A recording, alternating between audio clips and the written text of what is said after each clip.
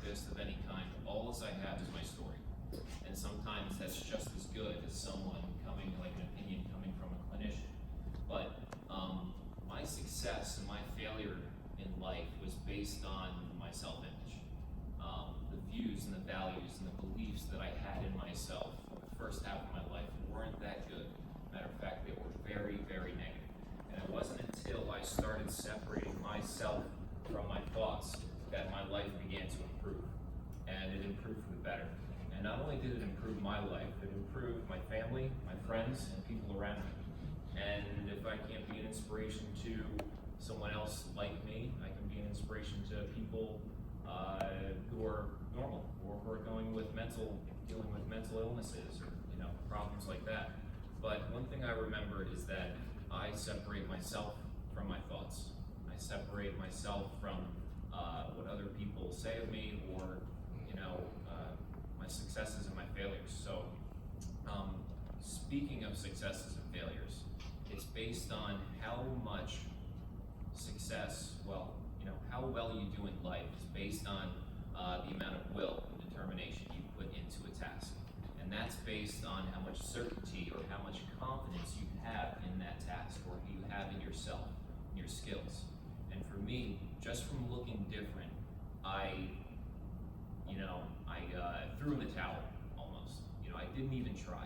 And that kind of made me think of, who's really calling the shots? It wasn't me. I wasn't making those decisions. I was letting someone else make the decisions for me. So, I was born with multiple physical disabilities. I had an absent tibia, plain and simple, the tibia wasn't there.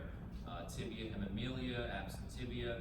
I was also born with a fixed ankle, and I couldn't move my knee fully. I didn't have full mobility of that. I couldn't fully flex or extend my knee, and it made it difficult for me to get around. I wasn't able to, go and play with the other kids, but when you're a kid, you just make it work. You don't worry about what other people think of you or what other people say. You just look at the possibilities. You look at challenges or obstacles as opportunities. And when you get older, you kind of tack on and you listen to what other people say, and you're worried about them more than you are yourself. And for me, it didn't start well. Should I say it started well, but midlife it kind of sank, but then it took the distinction from myself, from my thoughts, from what other people said, to regain my self-image. So I was born with these physical disabilities, and at birth the doctor wanted to amputate the limb, and my parents didn't want to do that. They wanted me to have the best life possible. They wanted me to have all the resources and all the tools necessary to go after whatever I needed to do, whatever I wanted to do in life. And they decided to opt out of the amputation which the doctor proposed. He wanted to amputate the limb right away. So they eventually found a doctor who did these things called Lizaroff operations. And you guys are med students, you're going to know what a Lizaroff operation is. If you don't, a Lizaroff operation, plain and simple, it's a leg lengthening procedure. So it involves drilling steel rods into your bone. I had 3 in my shin and 3 in my femur. And after the rods are drilled, they are set in place by these steel circular rings. And after the steel circular rings are connected to the rods, they're supported together and set through an apparatus. And after everything's set and everything's stable, what you do is you break the bone in between those rods. And as the bone heals, you're instructed, my parents were instructed, to turn these wrenches millimeters at a time, which separate the rods. And what happens is, as the bone heals, you're pulling it apart. So theoretically, what you're left with is a longer limb than what you originally started with. So the procedure was for 12 to 14 months on and 6 to 8 months off to give my body time to heal. And my first operation was at 3 years old, and I went through 4 more operations for a total of 5 Lizaroff operations. And I wasn't able to do everything as my friends were doing, but I made it work. And one quote that I remember that I heard when I was younger, and I often say to myself, a quote from Martin Luther King. the goal one day is to fly. When you cannot fly, then run. When you cannot run, then walk. When you cannot walk, then crawl. Whatever it is, you have to keep moving forward. And it's important that you remember that. As corny as it sounds, it's important to remember, because through life you develop, it's like you have a backpack. You start off with life like a clean, fresh backpack, and you choose, not knowingly, but you choose what you put in that backpack. And a lot of the things people take on, a lot of the things I took with me were insults, compliments too, that were from other people. But a lot of it was from other people. That's the point. It wasn't from me. And I let that drag me down. I let that limit myself. So I was 3 years old when I had the first apparatus, and I had 5 operations, and I was 10 years old when I got done with it. But, back to the Martin Luther King quote, when you cannot walk, then crawl, and that's what I did. I wasn't able to walk for the first 3 years of my life when I didn't have an apparatus, because my leg, I didn't have full mobility and range of motion of the right leg, but it was shorter too. And I couldn't get around, I couldn't walk, so what did I do? I see my brothers out there having fun, seeing the other guys out there have fun, and I just made it work. So I ended up crawling on my hands and foot for 10 years of my life, the first 10 years of my life. And this kind of was like this strange paradox, because I was saying to myself, wow, I'm limited, I'm doing things so much differently than other people, and I don't know if it's going to work out, but this actually gave me the ability. When I grew up, and I was around probably 20 to 25 years old, I realized that I just made it work. Even when I didn't have the necessary resources there, I just made it happen. And that goes for you guys. You guys are going to be the creators, the co-creators of the patient's life. You have to understand that you aren't going to drive them, but you are going to remind them who they are and what they can do, okay?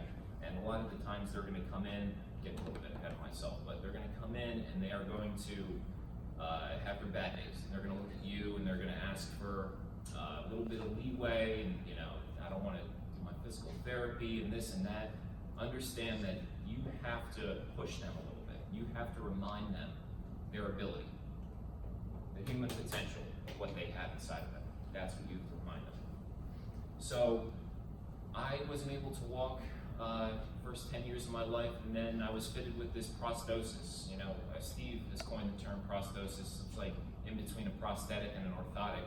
I wasn't missing a limb, but my limb was just shorter and it was different. So I was fitted with an orthotic, but there was a pylon, a steel rod, at the bottom of it, because as I grew, I was required to wear this lift on the bottom of my foot, or on the bottom of my shoe.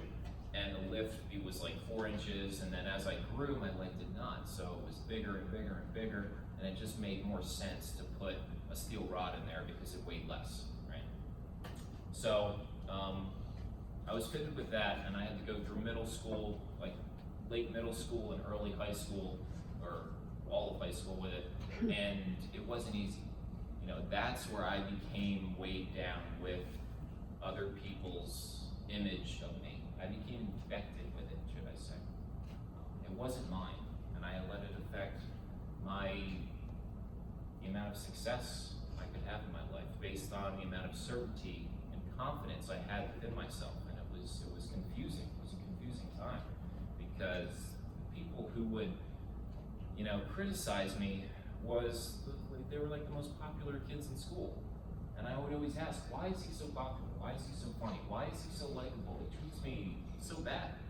I couldn't understand it. And high school came and went, and it was a hard time, as it is for a lot of people, going through, just not physical, they don't have physical disabilities, and they just go through bullying or something. And you have to understand the separation between the thinker and the thoughts. Don't let it infect your beliefs and your values. High school came and went, and I barely passed. Okay, didn't have a lot of friends, even lower self-esteem, and I almost failed and had to retake, but I didn't, and fell into this funk, call it a depression. It wasn't full blown, but that was coming. So what happened is that my parents were like, hey, enroll in the summer course. I was like, okay, I'll do that.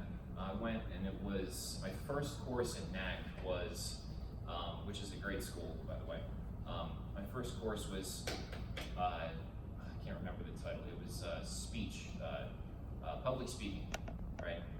And it was a brown bag speech, and you were supposed to put 3 things in that brown bag that defined who you were.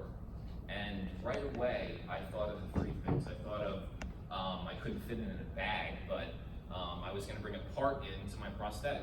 And I was gonna bring in a handlebar because my, or a throttle, because that's what my, dad got me into, because I really wasn't too able to run and jump, but he got me into motocross. And these things, I was proud of the motocross, and I was proud of like golfing, and I brought in a golf ball, but I wasn't proud of my my prosthetic.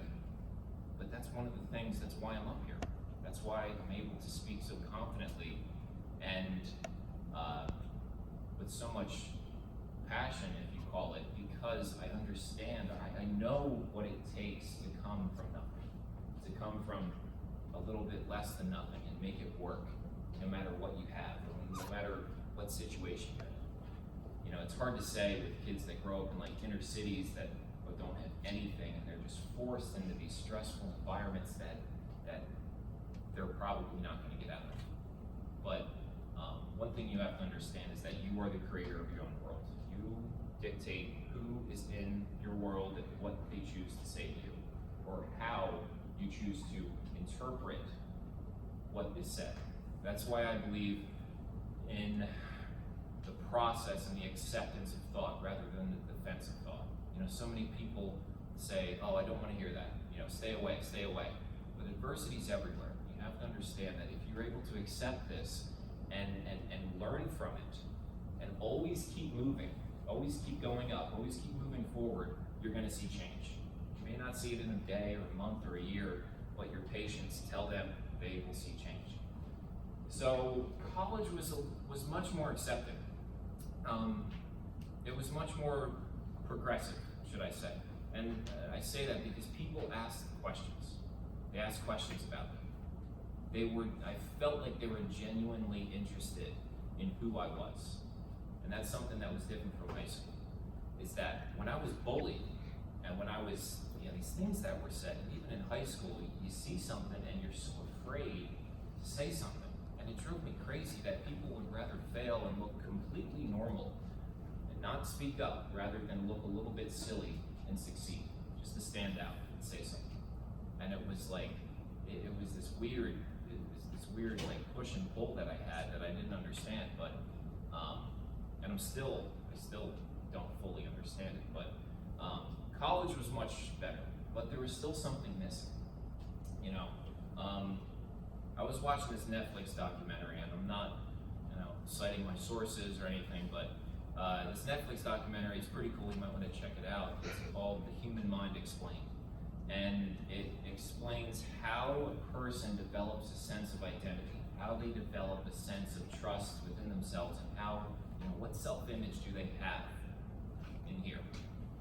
And it's based on the past affects the present and the future. So your past experiences kind of bleed in or define your sense of self in the current, and they affect your future dreams and ambitions. And for me, mine were so, I went through that traumatic state, not because it was traumatic, but because I made it tougher than what it had to be. I didn't, I made it a little bit tougher than what it had to be, and I could have handled it and approached it in a different way, but I just didn't know. So that's another thing I should stress, is that no matter what physical or mental hardship your patients are dealing with, you have to let them know that just keep moving forward. Whenever they go into your practice and they say, oh, I don't want to do this, I don't want to do the recumbent bike today, or I don't want to do cardio or whatever, make them do it. Make them go through the motions, and it's going to be a lot better, because when they get when they get done with the exercise and those bad days, encourage them and say, hey, you met, you met your standard that you set before, the day before, which you're feeling great. You came in today, you met that. What can you do tomorrow when you're feeling better? And not only in physical therapy, but in the rest of your life, okay? So, yeah, college was much better, but I think, I believe, because I went through it, is that people don't fear failure. They fear that when they try and they fail, and they try and they fail, and they do this over and over again, that they are going to be stuck in this loop that's not going to change. That's what people fear.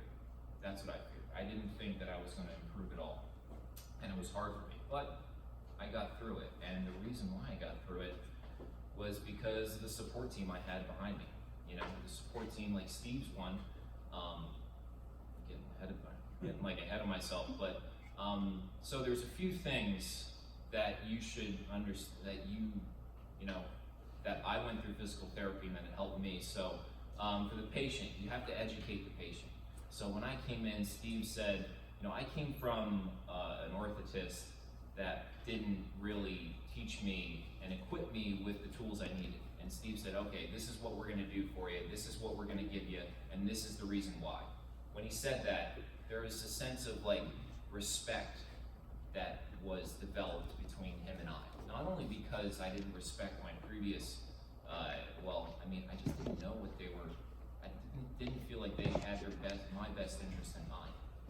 And when Steve did that, he said that, okay, I'm here for you, and I'm gonna try to give you as much information as I can possible to, better your life, even after you get out of this practice. When you leave my practice, this is what you're gonna get, okay? Encourage the patient.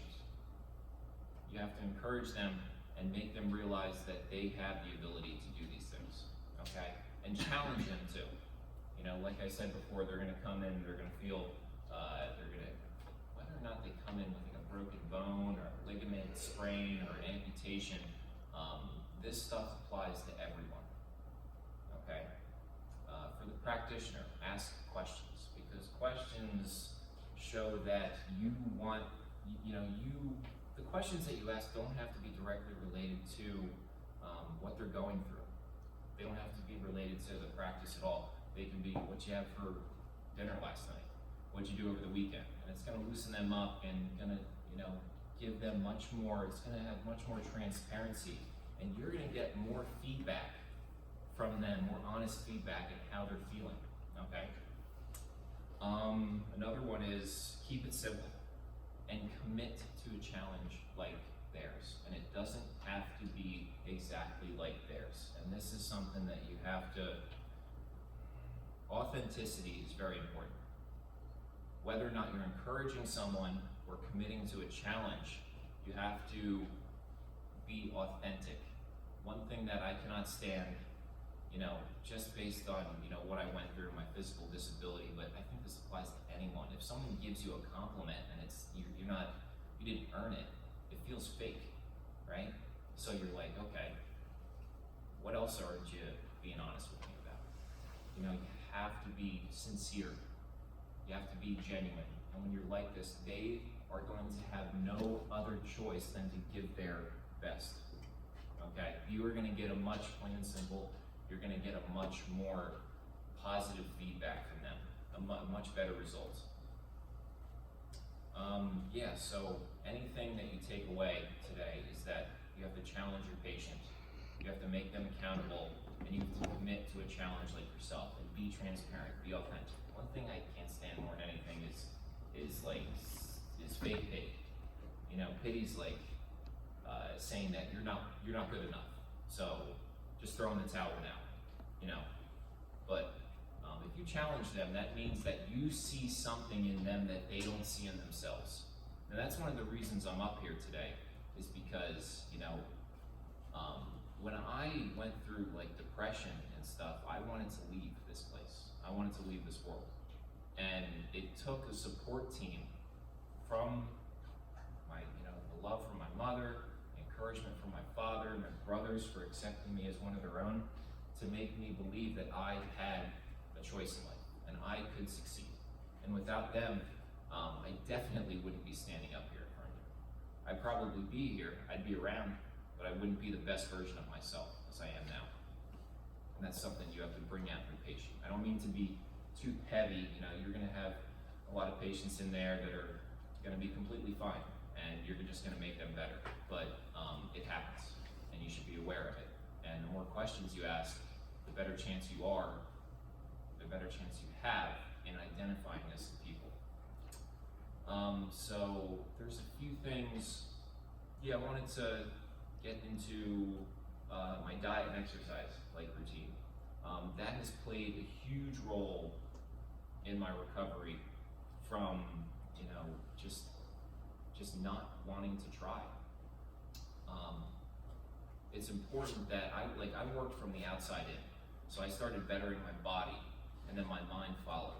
It was kind of reversed, because I always tell myself, another corny quote, whatever your mind believes, the body achieves. And you have to have persistence. You have to go after something, even when you try and fail, and just keep moving forward, right? You have to, I started, so my daily exercise regimen is like, I start out with cardio, and it's a lot of cardio. I try to do like 20 to 30 minutes of cardio, but the main thing is that try to get a good sweat in, okay? And after that, I switched to yoga, and I lift a little bit of weights, but I just try to get that heart pumping. The sauna is a big help, especially with people who are amputees. If they have like a plant-based diet and they do a lot of cardio, what's gonna happen is their body, for me, I went to like a basic carb and meat diet. I still eat meat. I probably go 80-20 plant-based and meat, but what happened is going from that carb-based diet to a plant-based diet, my body was more flexible and I fit into my prosthetic better. And there were days to where, I don't know if you guys talked about this, but I feel there are days when I'm a little bit more bloated than others. I mean, your body just swells up with water. It happens. But when you wear a prosthetic compared to a shoe, you notice it more, right? So switching from a plant-based diet switching to the plant-based diet has made me, gave me less of an error to, for it to hurt, or to go back to Steve and ask for, thinking that something's wrong with the prosthetic and not something's wrong with me. I think I've touched upon everything. I think right now I've touched upon everything. I know I missed something, but I'm gonna open this up for questions right now. If you guys have any questions about the diet or exercise, or anything else, self-esteem issues, anything like that, if you want to ask, please do. It's helpful for me to get feedback from you guys as much as it is, whatever it is, for me being up here in front of you. So, that's all I have. Anyone? So, go ahead. Do you have like a maintenance program, like to kind of maintain your flexibility in order to do it? Like I said, my diet's good. I drink a lot of water. I try to start my exercises. Thank you. I knew I was forgetting something. Blood type. Ask the patient what their blood type is, and that's something that, I switched to the plant-based diet before knowing my blood type of A negative, but it says that each blood type has a preferred diet, because there's like these things on your red blood cells, antigens, and when you work out, it leads into your bloodstream and affects your plasma, but people with O blood types already have that in their plasma. So their daily regimen or exercise routine is based on, and their diet too, is based on their blood type. So I start off with the days I have to work, I do a lot of resistance training, a lot of repetitive movements, okay? And I drink a lot of water. I try to stay flexible, and I try to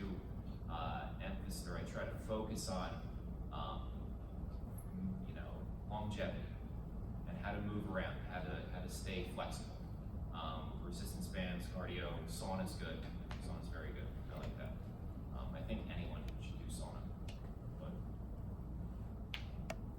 What are some things that you struggle with, just to use your prosthesis, like what do you struggle with? I struggle with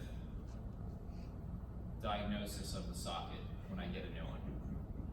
It's hard because you have a good socket and you like it and you don't, if it's working really good, the test socket or the check socket will come in and it'll feel strange and you're gonna say, oh my gosh, I don't wanna, this doesn't feel right, you have to change this here and you start over from scratch, and the hardest part is wearing the socket when it doesn't feel right, because it's the only way you're gonna know how it feels. That's the only way he's gonna be able, the orthotist or the practitioner is gonna be able to make those improvements.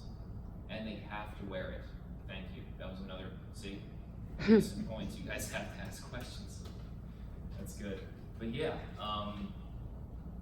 they have to wear it to get good feedback. And that's the only, it's where it starts. You try on shoes and like the magnification from a shoe to a prosthetic is less, but you try on the shoe. And if the heel doesn't feel right, if the Achilles is rubbing up against the back of the foot or the back of the shoe, you're like, scratch this. I want a different one, but yeah, something else is, for me, I'm really active and I'm really,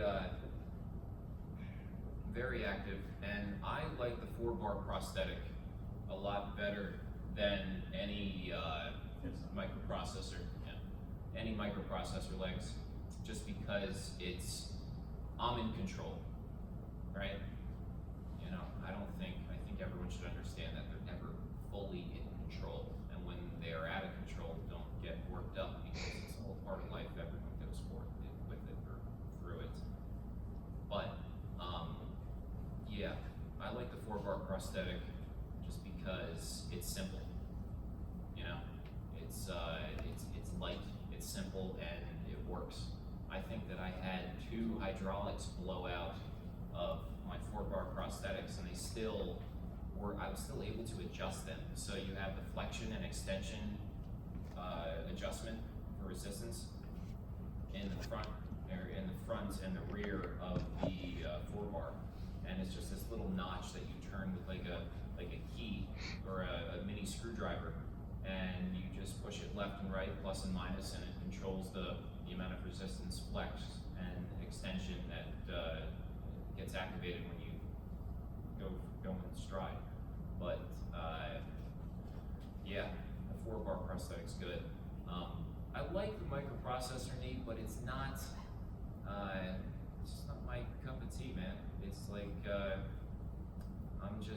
I can't run as fast with the microprocessor as I can with the 4-bar, and that's for a few reasons. Like I installed this like rubber band mechanism. I would go into detail, but I'm kind of wanting to patent it right now. But it's just like it works on resistivity, right? And with the microprocessor leg, that all the control is within it. And the 4-bar, you have control, but it's just a hydraulic. It's much more simple, and you can add more things to that. But it's lighter. 4-bar prosthetic is lighter than the microprocessor Rio knee. One thing that I did like for ankles was, what is it called? What is the one called where there's that rubber ball on it? The OSER. Yeah, there's an The one that we passed around earlier. That really feels good because that gives It's me on the back. suspension. That one. Yeah, that gives me suspension and allows me to go up and down pretty smooth, and it also allows me to pivot too. Like, this is huge.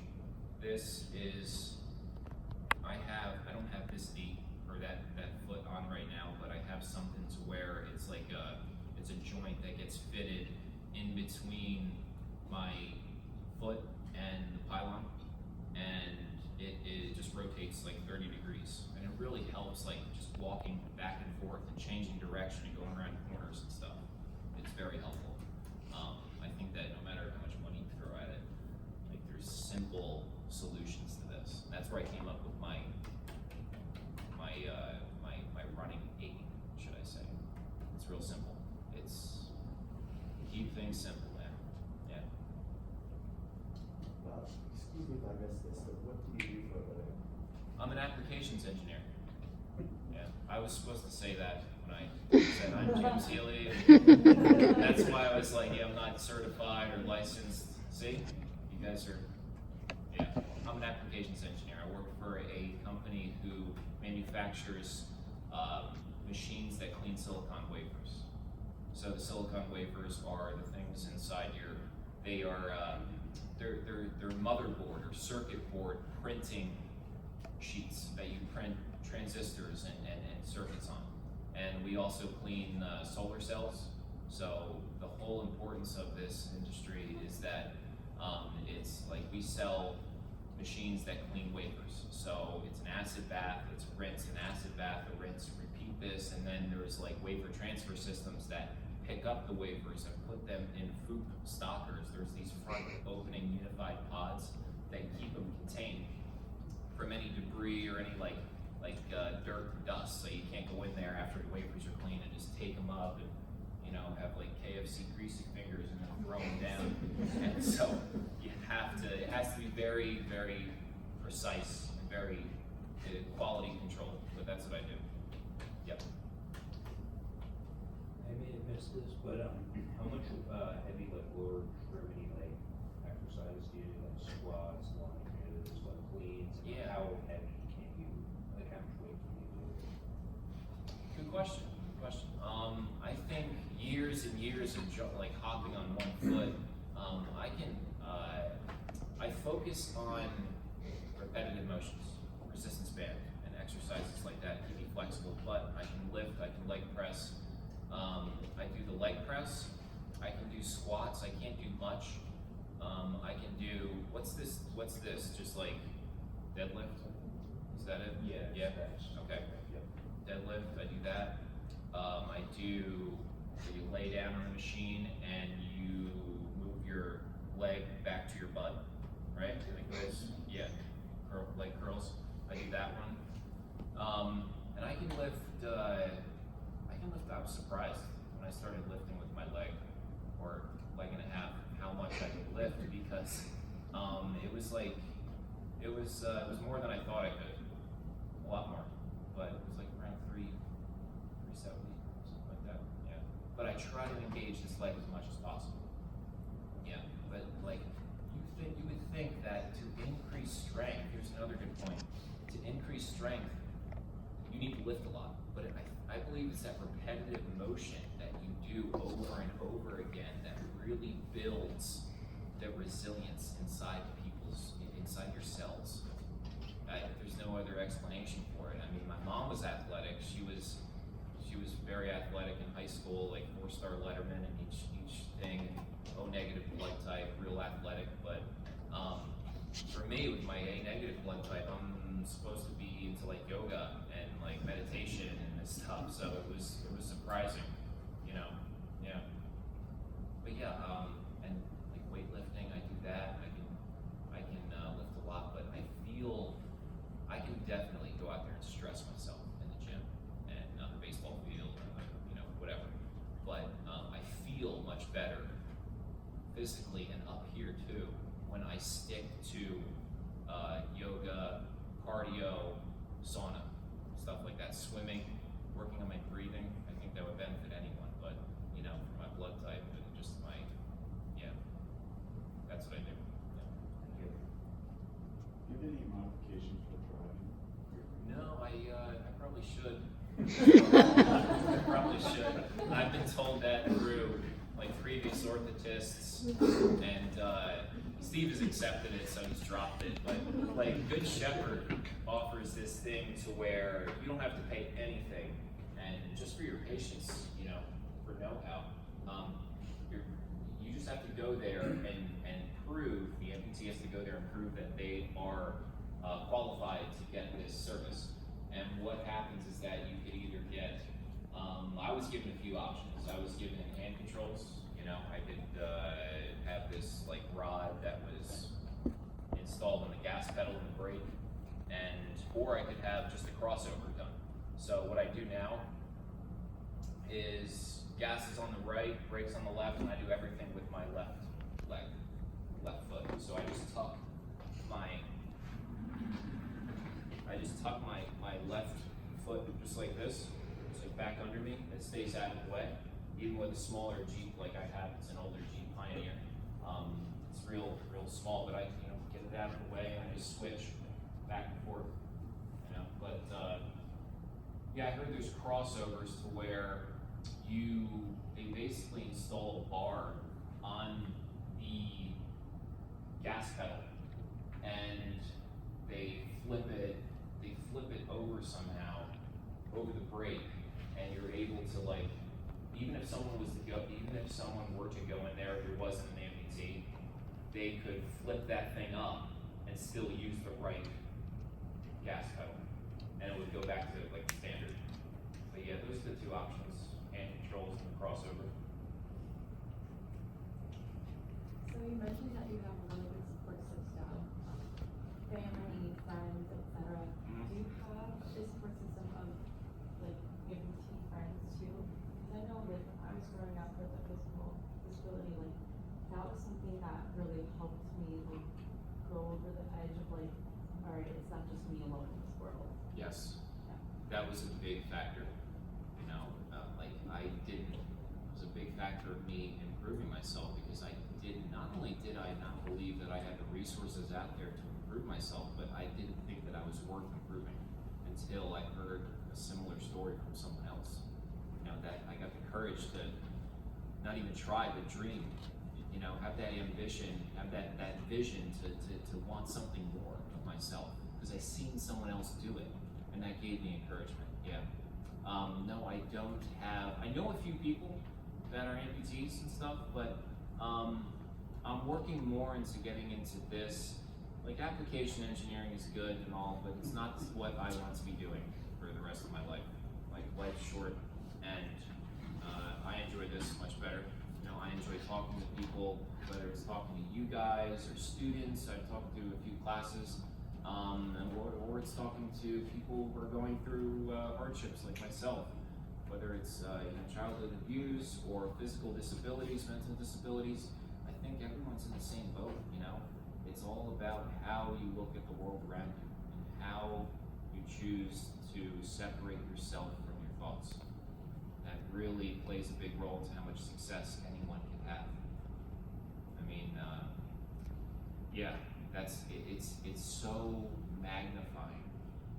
I would say amplifying. Like, magnification means that just your perception of the world changes. When amplification means that you have a physical change, and when you see someone else going through it, you hear that story, you feel something inside of you that's different. That's just, you just can't turn away from it. Yeah. So yeah, I'm looking at getting into that more, but yeah, I do have a few friends. Yeah. You guys have a question?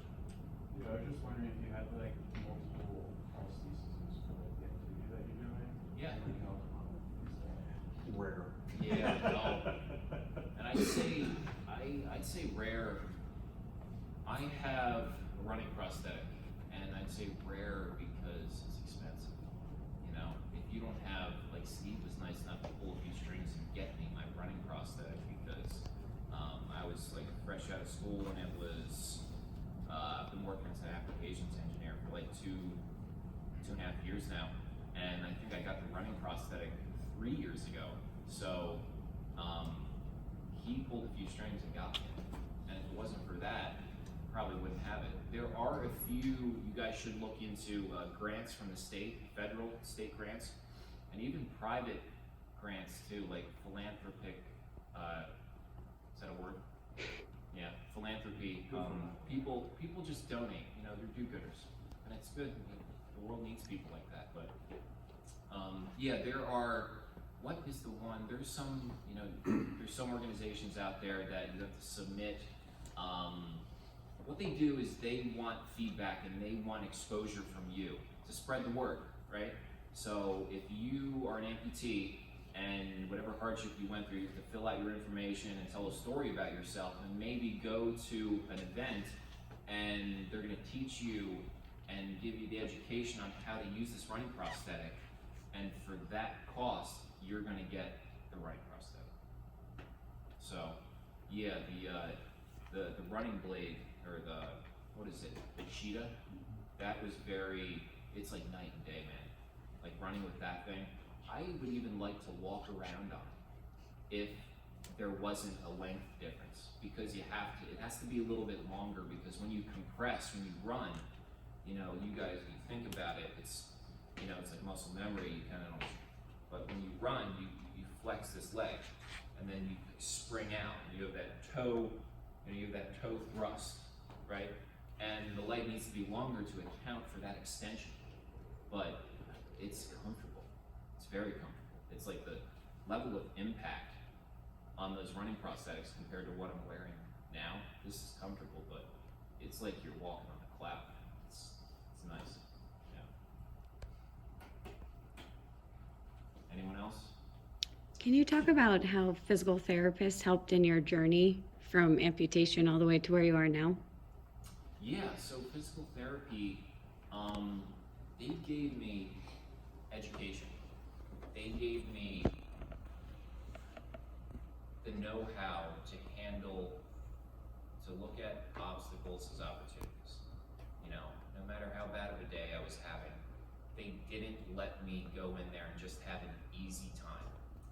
You know, I always worked, I always went through the motions. I was always, tested when I went there, okay? That's what a lot of people, get them out of their comfort zone. That's one of the reasons I always stress that to myself. It's not said enough and even done less in the world. Get out of your comfort zone and test yourself, challenge yourself, mentally, physically, spiritually. You have to, because if you're not testing yourself, you're not pushing yourself, and you're not asking yourself questions, and you're not learning, okay? And when this happens, you're gonna better yourself, people around you, and the environment you're in. You're gonna see positive change from it. Yeah. I have two questions, and sorry if they seem like weird and like personal, but what ultimately led you to the elective amputation? Yeah, so it was either to amputate the limb or have another series of Ilizarov operations done until I got to that length. And that was like, forget about the physical stress, because when I was a kid, like I said, you really don't pay attention to that stuff. Yeah, it hurts, but you have a real short memory, and you just try to make stuff work, but with the amputation, it would have been like physical pain, but it also would have been time away from my friends, time at home, not being able to move around, and the older you get, the more, you gotta get moving, time runs out. You gotta start moving in a direction. You have to commit to something. And if I were to commit to the Ilizarov operations, it would have been another 6 years. I would have been like 21 when I got done with it. And it wasn't even guaranteed that I was gonna have a long enough limb, like my ankle was fixed. And it wasn't easy at all to get around with what I had. And we were thinking about it, we were trying to like visualize and weigh out the options, but if the limb grew after the Ilizarov operations to what was expected, it would still be hard. I made my ankle, and I wasn't able to extend my knee or flex it, and it was, that's what made us choose that. And then follow up. In hindsight, do you think it would have been better for your function, mental health, everything, to just have had that amputation when you were little? I don't know. It's a good question. I ask myself that a lot. Sometimes, when I was younger, I would say to myself, what are my parents thinking? Why did they do this to me? Why would they put me through that? And it's a hard thing to think about. It's a hard concept because you were powerless. But do I regret anything? No. Because, if I was in that situation, I probably would have done the same thing. it's so hard to foresee, and like basically you're trying to predict the future, but there's endless possibilities out there of the future. So how you're the creator of your own world. You have to choose what you want to do with it. And you have to choose how much effort you want to put into it. So, yeah, it was tough, but no, I don't regret that. You know, I support my family because they made the choice and they stuck with it. You know, they were there bringing me to physical therapy. My mom took off work. She brought me to the Y. She brought me into the pool. We were swimming around. She spent all of her time with me.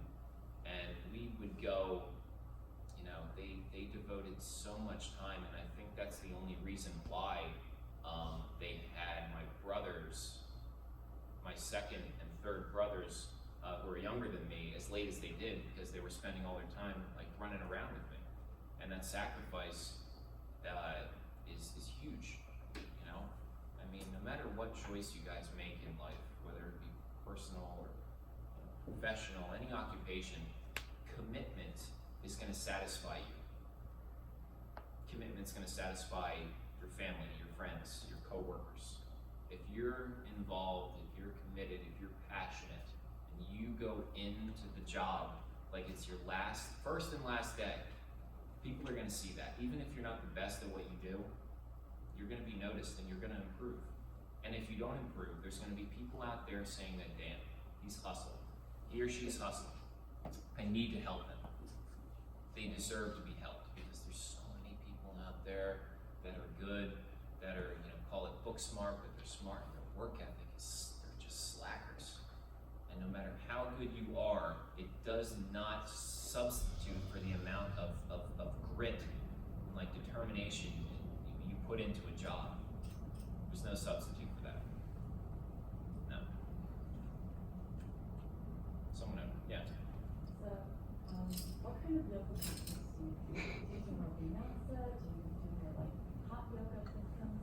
Oh, hot yoga's, I was at Veg Fest down in Easton, and I heard of hot yoga, but I've never been into a hot yoga session. I kind of go, I'm like a YouTube junkie. I've never been in a yoga class, but I kind of, I can do planks. I can do toe to hand planks. Not knee, yeah. I can do toe to hand planks. I can do the, I don't know my poses, my vocab's bad, but yeah, Warrior One, that's one. And I like to, at LA Fitness, I work out there, and they have these like, they're like half of a medicine ball, right? And you step on that thing, and it's to strengthen your like tendons and your core, right? You step on this, and you're shaky, and I like to grab two weights, and I extend my leg back here, and put my arms out like this, and try to really focus on like core, my abs, and my hip, and everything. Yeah, I do that. Yeah. So. Morgan's got a class tonight if you'd like to join. Just saying. Yeah, shameless plug, thanks. Yeah, LA Fitness needs more yoga classes. I think that they should get rid of like a racquetball section and put like a hot yoga in there, because that's cool. Yeah, I like sauna. I really like sauna, and I do the hot yoga thing. I think it's stressful. You know, you talk to a lot of my guy friends, and they're like, yoga. I'm not doing yoga. You know, come by the free weight section. You know, work out with me one day or something. Like, dude, yoga will humble you. It is tough, but yeah, yeah.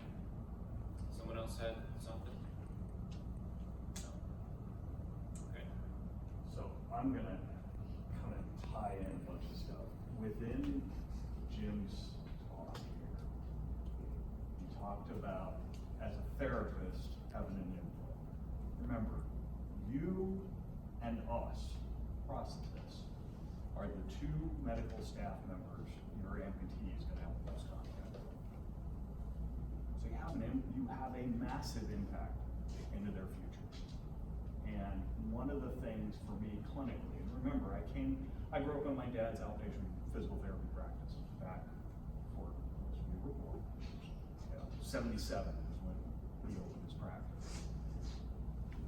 the reality is you're gonna have people that have every single thing against them. Whether it be financially, mentally, physically, whatever it is, they just come in with a lot of baggage. But yet they've got one thing that sets them apart, and they're gonna do whatever it takes to get back to where they were. And as a clinician, it makes us look like rock stars when you have somebody like that. And they're awesome. Then you're gonna have the people that you're gonna have to work hard with. The people that have every single advantage possible, and yet life is over. They had an amputation, they can't see forward, they can't see it getting any better, and those are gonna be the ones who struggle. Okay? And you have to use your skill set. Okay, that's half the time I laugh because I should have been a minor in psychology, or social work, because I can't tell you how many times half of my clinical time is spent speaking to them and just kind of getting their head in the right spot. So remember, loss of a limb isn't just loss of a limb. It's a whole body issue. It's a mental issue. It's a social issue. There's a lot of little nooks and crannies, and not everybody deals with it the same way. Some of the easiest ones to deal with are the people that have struggled with a limb that hasn't done well for them, and they're in their later part of life, and they're like, I just want to be out of pain. I have one gentleman that did that a year and a half ago. He had struggled with a limb for over 10 years. That was a workplace accident, crush injury. He was ready to have it amputated when they met me. And we went through the process, the preoperative counseling. I said, you're gonna have to find a doctor that's gonna be able to do it. Once he got it done, man, did he take off. I hardly see him because he's too busy, which is perfect. I tell my patients, I don't wanna have to see you. That means you're living your life. That's good. The other thing with Jim that he won't tell you, when I met Jim, he was still in school, and he had not had the best encounters with clinicians prior, with prosthetists prior. He came in with a really poorly fit side. He was one of the kids, and I call him a kid even though he isn't, who came out of the Shriner system, which these pediatric hospital systems are fabulous until you hit the magic age. And this is where they are very poor in handling this transition. And Jim will agree with me. They hit that age and literally it's, sorry, we can't see you, boom, and out the door. And they don't even provide them with resources. They've come from a situation where they're very heavily managed, very, multiple discipline resources, and it's very planned out. And the minute they hit the magic age, it's bye. Good luck. See you. And it's a tough transition for a lot of these patients. So when I met Jim, he was in that midst of trying to figure out where he was in life. And one of the things that we talked about, and he alluded to, is making sure they know what they're wearing. I make prosthetics for a living, and braces, but that's what I do for a living. But it's amazing to me how many amputees come to me from other practices, and the prosthetists never discuss what they're wearing, what's on them. I don't know about you. For me, I want to know what the heck's on my body for the next, 30 years, 40 years, 50 years of my life. That's kind of like handing somebody a pair of shoes and saying, have a great time. Or buying a car and saying, see you. We're not going to go over anything inside of how all the electronics work or anything else. Just have a nice day. Would you be satisfied? I wouldn't, as a customer. So it's really important to educate. Why is something happening? Why are they doing that? Why are we doing that? And with Jim and I, it was developing that trust because he hadn't had that relationship. And once we got over those hurdles, there were some rough patches, but minor. It's been way easier for me clinically. So, in some ways, kind of drawing him out and giving permission to tell me really what's going on Wasn't a license for him to complain more. It was for him to give me really good detailed information. So that way I could make a clinical change to his prosthesis and setup. So same thing from a physical therapy standpoint. You know, you got kind of, you know, dig a little bit sometimes, because they may not tell you exactly what's going on. You know, some people are a little shy about that. And Jim definitely was very shy about really letting me know clinically what the issues were with his prosthesis. The other thing, I just gotta say, I'm so proud of him. He's really come so far in the time that I've worked with him. It's awesome. It's awesome to see him actually getting to the point where he's living life rather than just kind of hanging on. Because remember, amputations, physical disabilities, they don't define him. And that's one thing that a lot of people, especially our older patients who become amputees, have a hard time struggling with. Some patients are really truly, hey, I was born with 2 feet, I'm going to the grave with 2 feet. You know, and the minute they get amputated, life is done. They check out. And it's frustrating because for me, clinically, typically those are the patients that have all the tools in their favor. But yet they just can't get over that mental hurdle. So don't be afraid when you see those patients, you know, kind of keep beating on them to go talk to somebody. You know, make sure that's a consistent thing, because there are multiple layers of issues in what we deal with amputees, just like with every other patient. Yeah, thank you. I definitely looked at like orthotists as a business and not a healthcare provider before I came to you. And it's good to hear. Thanks. It's a lot of money, man. Yeah, it's cool. Thanks to you. And I gotta make adjustments to him later. Yeah, see the 2 p.m. Oh. See what I mean? I never get rid of them. You get rid of them. I always have to keep them. It's all good though. It's all good.